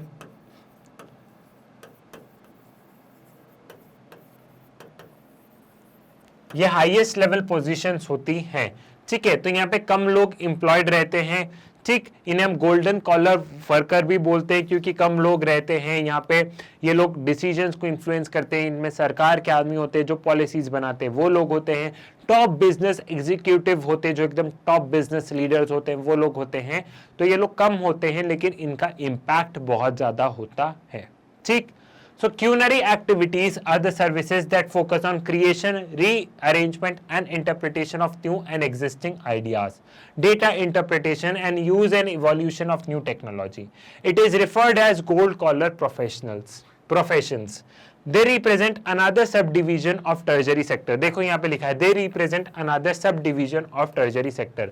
quinary activity tertiary sector का ही एक पार्ट है, उसका सब डिवीजन है। representing special and highly paid skills of senior business executive, government official, research scientist, financial and legal consultant, etc. The main feature of culinary activities, फिर कुछ features लिख देंगे। culinary activity involve highest level of decision and policy making. Culinary activity include research and development, e-learning, business research, intellectual property research, legal profession, banking sector, etc. Quinary activity क्या करता है कि ये लोग आइडियाज को collect करते हैं, उस आइडिया को रीअरेंज करते हैं और एक नया आइडिया लेके आते हैं। पॉलिसीज कैसे बन रही है, कुछ आइडिया है, कोई ग्राउंड लेवल पे चीज है, तो वो आइडिया का डिस्कशन हुआ, उस आइडिया को रीअरेंज किया, उस आइडियाज को रिप्रेजेंट किया और एक नया आइडिया लेके आ गए, उस पुराने आइडिया से एक नया आइडिया लेके आ गए। यही गवर्नमेंट ऑफिशियल, यही पॉलिसी मेकर का काम होता है। साथ ही साथ क्या होता है, ये बहुत ही ज्यादा हाईली पेड लोग होते हैं। इनमें हम देखें तो जो टॉप बिजनेस रिसर्च होता है, जो टॉप बिजनेस में हम लोग, चाहे लीगल प्रोफेशन में जो हम लोग टॉप वाले जो लोग देखते हैं, लॉ में भी जो हम लोग एकदम ऊपर वाले लोग देखते हैं, वो सारे आते हैं क्यूनरी एक्टिविटीज में। तो क्यूनरी एक्टिविटीज में कम लोग हैं, लेकिन वो कम लोगों को बहुत पे किया जाता है, वो उनका डिसीजन का इम्पैक्ट हम लोगों के ऊपर भी बहुत पड़ता है। क्लियर है, चीजें समझ में आई? ये आंसर आप लोग लिख लेंगे। Quinary, quaternary, tertiary activity, primary activity, secondary activity, इन पांचों सेक्टर की आपको डेफिनेशन याद होनी चाहिए। इन पांचों सेक्टर की डेफिनेशन आपको बहुत क्लियरली याद होनी चाहिए।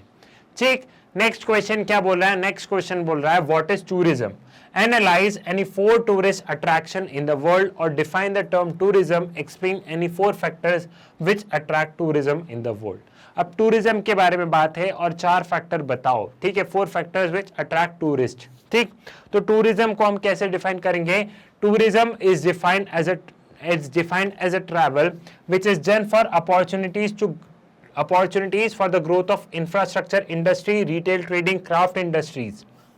ठीक है, टूरिज्म को हम देखो ऐसे डिफाइन कर सकते हैं, अगर आप इस टेक्निकल लैंग्वेज में, टेक्निकल डेफिनेशन में नहीं जाएंगे तो टूरिज्म को आप कुछ इस तरीके से डिफाइन कर सकते हैं कि टूरिज्म मतलब ये होता है कि you are travelling just because you want to travel. आप कोई बिजनेस के पर्पज से ट्रैवल नहीं कर रहे हैं, आप रिक्रिएशन, आप एंटरटेनमेंट के पर्पज से ट्रैवल कर रहे हैं, आप चीज़ों को एक्सप्लोर करने के पर्पज से ट्रैवल कर रहे हैं। आप इसलिए ट्रैवल नहीं कर रहे कि मेरी एक मीटिंग है, मुझे उस जगह जाना है, मुझे वैसा करना है, नहीं।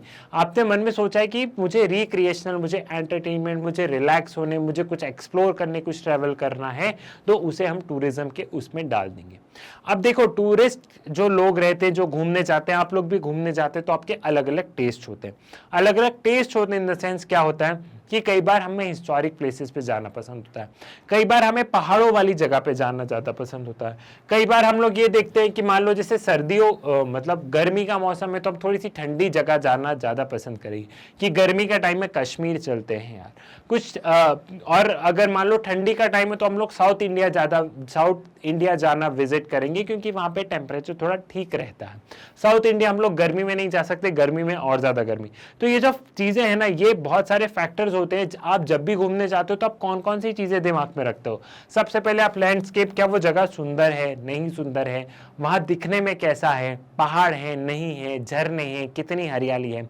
तो एक आपके मन में एक वो ध्यान रहता है कि क्या कैसा सिनेरियो होने वाला है। फिर आप लोग वहाँ के कल्चर, वहाँ की इकोनॉमी, हिस्ट्री एंड आर्ट, इन सारी चीज़ों को देखते हैं कि वहाँ का कल्चर कैसा है, वहाँ इकोनॉमी है कि नहीं, वहाँ रेस्टोरेंट्स है कि नहीं, वहाँ खाने को मिलेगा कि नहीं मिलेगा।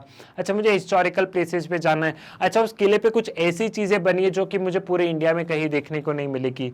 फिर आप लोग क्लाइमेट पे ध्यान देते हैं कि क्लाइमेट सही है नहीं है, जाए नहीं जाए, वहाँ क्या वातावरण है। तो ये तमाम तरीके की चीज़ें हैं, आप उनको लिखेंगे। अब यहाँ पे मैंने सिर्फ ऐसा फ्लो चार्ट बना दिया, लेकिन आपको क्या करना है, आपको इनको एक्सप्लेन करना है।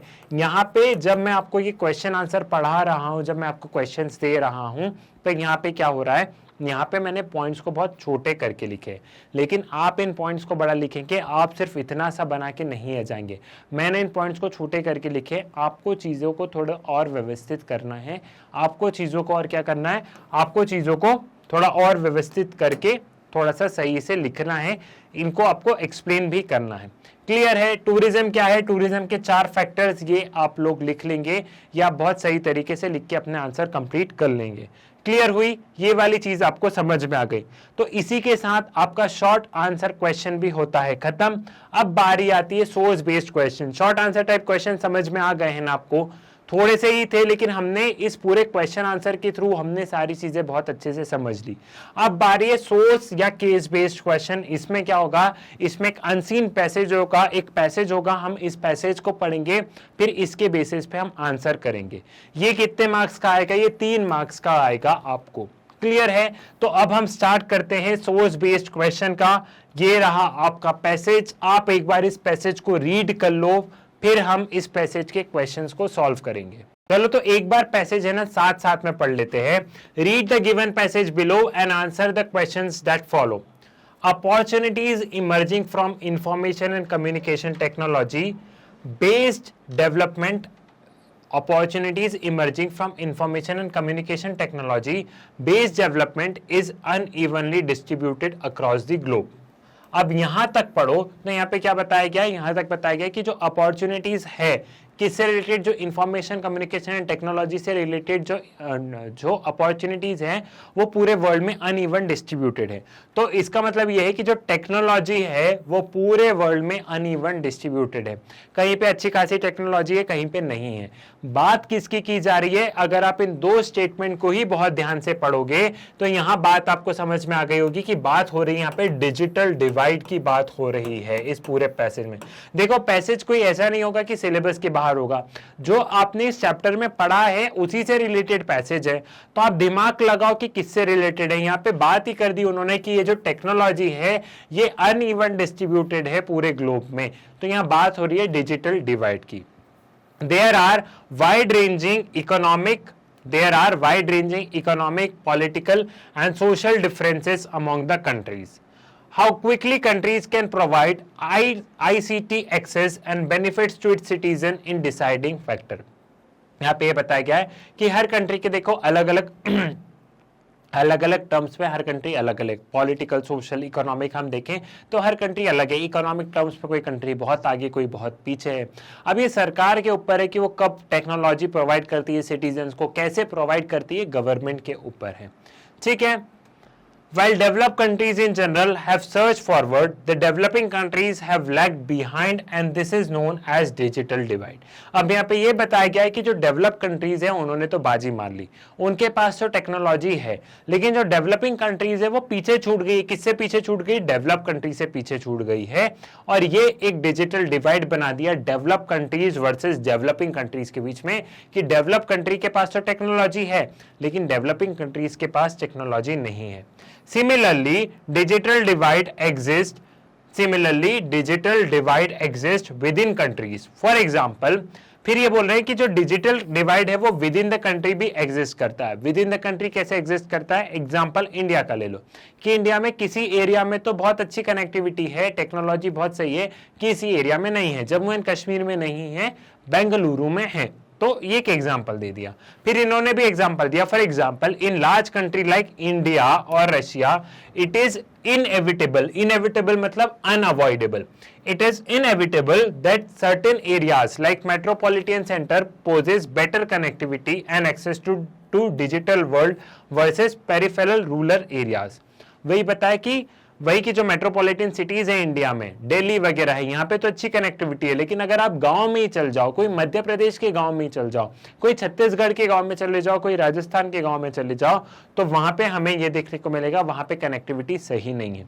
तो यहाँ पे शहर और गांव के बीच में इंडिया में डिफरेंस है। जैसे वर्ल्ड में डेवलपिंग वर्ल्ड बहुत, डेवलप्ड वर्ल्ड बहुत आगे है, लेकिन जो डेवलपिंग कंट्रीज है वो बहुत पीछे है। क्लियर? समझ में आ गया? क्लियर हो गया? पैसेज आपको क्लियर है? पैसेज के क्वेश्चन सॉल्व कर लेते हैं। एक बार और पैसेज को देख लो, स्क्रीनशॉट लेना है तो ले लो, फिर हम इस पैसेज के अब क्वेश्चन एंड आंसर को समझेंगे। पहला question, mention any one reason for uneven distribution of communication and technology. सवाल पूछा गया कि कोई एक रीजन बताओ, कोई भी एक रीजन, एनी वन, कोई भी एक रीजन बता दो। क्या एक रीजन बता दो कि ये अनइवन टेक्नोलॉजी क्यों है, अनइवन डिस्ट्रीब्यूशन क्यों है। पावर्टी इकोनॉमिक टर्म्स पे बोल सकते हैं, आप इसको पावर्टी लिख दो, या आप इसको लिख सकते हो due to economic, if we see in the economic terms की कुछ कंट्री बहुत आगे कुछ पीछे है, इसलिए हम लोग ये डिजिटल डिवाइड देख रहे हैं। आप पावर्टी लिख सकते हो, ठीक है। सो यहाँ पे आप एक रीजन तो ये हो गया कि poverty is one reason for uneven distribution of communication and technology. या आप इकोनॉमिक टर्म्स या कुछ भी आप लिख सकते हो, कोई भी वर्ड जो आपको सूटेबल लगे। क्लियर, सिंपल क्वेश्चन था, समझ में आ गया। देखो केस बेस्ड क्वेश्चन में भी ऐसा नहीं है कि क्वेश्चन डायरेक्टली पूछे, कई बार तो क्वेश्चन एकदम डायरेक्टली पूछ लिया जाता है, लेकिन कई बार ऐसा नहीं कि क्वेश्चन डायरेक्टली पूछ लिया गया। कई बार आपको 2 मिनट बैठ के सोचना पड़ेगा कि अच्छा एक रीजन क्या हो सकता है कि अमेरिका में टेक्नोलॉजी है और इंडिया में नहीं है। ऑफकोर्स पैसा अमेरिका आगे है, इकोनॉमिक टर्म्स में आगे है, तो आप वो यहाँ पे लिख दोगे, ठीक है। इन्होंने तो एनीवन पूछा है, तो जो आपको लग रहा है आप वो लिख दोगे। क्लियर है, समझ में आ गया, ठीक। देन नेक्स्ट क्वेश्चन क्या बोल रहा है, what does the existence of digital divide with in a country indicate. ठीक है, विद इन अ कंट्री अगर हम लोग डिजिटल डिवाइड देख रहे हैं तो वो क्या इंडिकेट कर रहा है, वो of course come development indicate कर रहा है कि जो विद इन द कंट्री हम लोग देख रहे हैं it is indicating a lower development. ठीक है, यहाँ पे आंसर आपको एक एक लाइन में ही करना है, कोई बड़े नहीं करना है।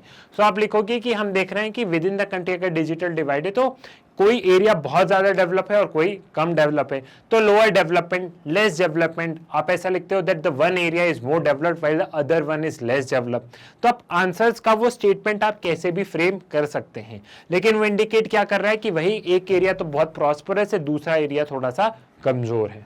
ठीक, then third question, which area is more vulnerable to digital divide. कौन सा एरिया जो ज्यादा वल्नरेबल है, जहां पे डिजिटल डिवाइड का हमें बहुत ज्यादा देखने को मिलता है, जहां पे डिजिटल डिवाइड का हमें बहुत ज्यादा इंपैक्ट देखने को मिलता है।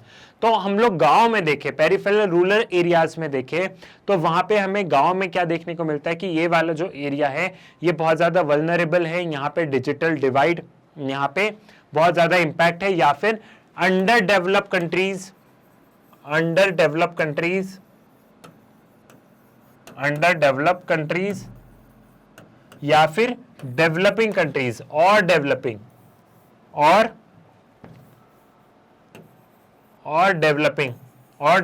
कंट्रीज। ठीक है, सो ये हो गया, क्लियर है, समझ में आ गया। इसी के साथ में हमारा जो मोस्ट इंपॉर्टेंट क्वेश्चन है इस चैप्टर का वो होता है यहाँ पे समाप्त। देखो मेरे हिसाब से तो आपको सारी चीजें बहुत अच्छे से समझ में आ गई होगी। हमने हॉट्स बेस्ड क्वेश्चन भी किए, मैंने आपको इंपॉर्टेंट चीज भी बता दी, इस चैप्टर का वन शॉट रिवीजन भी हो गया, इस चैप्टर के मोस्ट इंपॉर्टेंट क्वेश्चन भी हो गए। सारी चीजें हमने बहुत अच्छे तरीके से, बहुत अच्छे से समझ के करी है, और इस मोस्ट इंपॉर्टेंट क्वेश्चन में आपको समझ में भी आ गया होगा कि क्वेश्चंस कैसे आएंगे। सो हमने पूरा आपका कंप्लीट एग्जाम पैक बहुत अच्छे से डिस्कस कर लिया है, जिसके थ्रू आप बहुत अच्छे मार्क्स स्कोर कर सकते हो। तो वन शॉट देखो, चैप्टर का एक्सप्लेनेशन देखो, देन इन क्वेश्चन को सॉल्व करो, ज्यादा से ज्यादा क्वेश्चन की प्रैक्टिस करो। जो टॉपिक मैंने इंपॉर्टेंट बताए हैं उनको सबसे पहले कर लो, क्योंकि वहां से क्वेश्चंस आने की ज्यादा संभावना है। क्लियर है, तो इसी के साथ आपका एग्जाम पैक होता है समाप्त। Hot based, case based, hots based, simple, long, short, सभी तरह के क्वेश्चन हम लोग डिस्कस कर चुके हैं यहाँ पे। सो आई होप सारी चीजें आपको समझ में आ गई होंगी। सो मैग्नेट ब्रेन्स की वीडियो आप लोग यूट्यूब से तो एक्सेस कर सकते हैं, बट बहुत बार ये होता है कि आपको यूट्यूब पे वीडियो नहीं मिल पाते हैं, तो उसका सोल्यूशन मैग्नेट ब्रेन्स लेके आया है, वो है मैग्नेट ब्रेन्स की वेबसाइट। मैग्नेट ब्रेन्स की वेबसाइट पे पहुंचने के लिए सिंपली आप लोग गूगल पे जाइए। गूगल पे आपको क्या करना है, गूगल पे आप magnetbrains.com लिख के जाके सर्च पर क्लिक करेंगे, और जैसे ही आप magnetbrains.com लिख के सर्च पर क्लिक करेंगे, यहाँ पे इस तरीके की वेबसाइट, इस तरीके का इंटरफेस आपको नजर आएगा।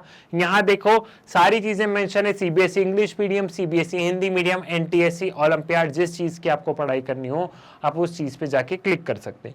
सपोज मैं गया, मैंने CBSE इंग्लिश मीडियम पे क्लिक किया, जैसे ही मैंने CBSE इंग्लिश मीडियम पे क्लिक किया कुछ इस तरीके का इंटरफेस मुझे दिखा। यहाँ पे सभी क्लासेस मेंशन है, 6th, 5th, 8th, मुझे जिस क्लास की पढ़ाई करनी हो मैं उस क्लास पे जाऊंगा। फिलहाल मुझे क्लास 12th की पढ़ाई करनी है, तो मैं जाके क्लास 12th पर टच करूंगा। जैसे ही मैंने क्लास 12th पे जाके टच किया, क्लास 12th के सभी कोर्सेज मुझे यहाँ पे नजर आएंगे।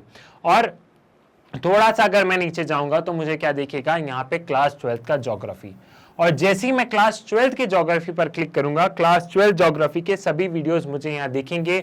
ये वीडियोस जो होंगे ये आपकी एनसीईआरटी बुक के अकॉर्डिंग होंगे और सारे वीडियोस चैप्टर वाइज में भी टॉपिक वाइज वीडियोस अरेंज होंगे।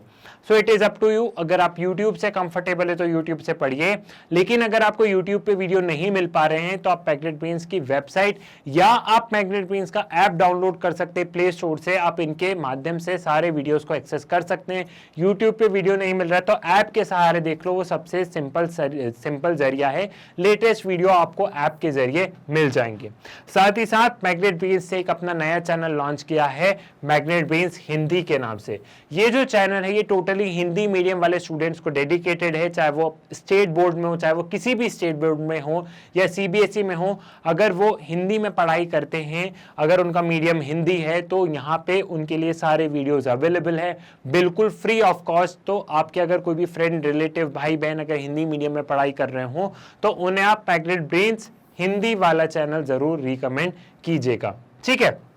देन मैग्नेट ब्रेन्स एक ऐसा प्लेटफॉर्म है जहां पे क्लास केजी से लेके क्लास 12 तक पढ़ाया जाता है और यहाँ पे जितने भी वीडियोस हैं वो सारे वीडियोस बिल्कुल फ्री ऑफ कॉस्ट अवेलेबल हैं। सो आप लोग ज्यादा से ज्यादा इन वीडियोस को शेयर कीजिए, मैग्नेट ब्रेन्स के बारे में बताइए, अपने स्कूल, कॉलेजेस, ट्यूशन भाई बहनों को बताइए।